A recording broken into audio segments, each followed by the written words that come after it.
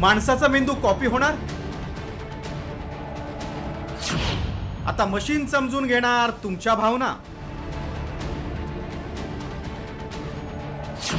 मेटानं बनवला digital brain.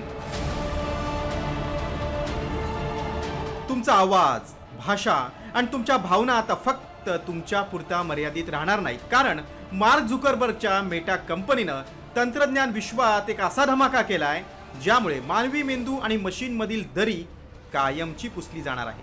मानवी मेंदूची त्याच्या भावभावनांची हुबेहूब डिजिटल नक्कल करणारं ट्राईब V2 मॉडेल त्याने आणलंय.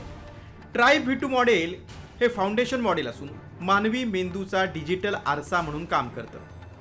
हे मॉडेल पाहण्याच्या, ऐकण्याच्या आणि भाषेच्या गोष्टीवर मेंदू कशी प्रतिक्रिया देतो हे अचूकपणे अंदाज लावू शकते. त्यामुळे न्यूरोसायन्स संशोधनात मोठा बदल घडणार आहे.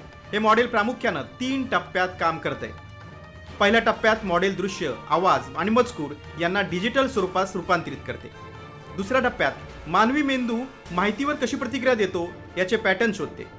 आणि तिसऱ्या टप्प्यात एखादी गोष्ट पाहिल्यावर किंवा ऐकल्यावर मेंदूचा कोणता भाग सक्रिय होईल हे सांगते. याआधी शास्त्रज्ञांना मेंदूच्या क्रियांचा अभ्यास करण्यासाठी महागडी आणि वेळखाऊ MRI स्कॅनिंग करावे लागायची.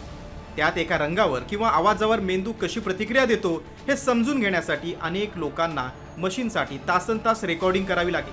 मात्र ट्राईब मॉडेलमध्ये महिन्यांचं काम, प्रचंड खर्च तर वाचेलच, पण हे स्कॅनिंग काही सेकंदात पूर्ण होतं. सध्या मेटानं हे मॉडेल पूर्णपणे ओपन सोर्स केलंय. कोड, पेपर आणि डेमो सर्वांसाठी उपलब्ध आहे.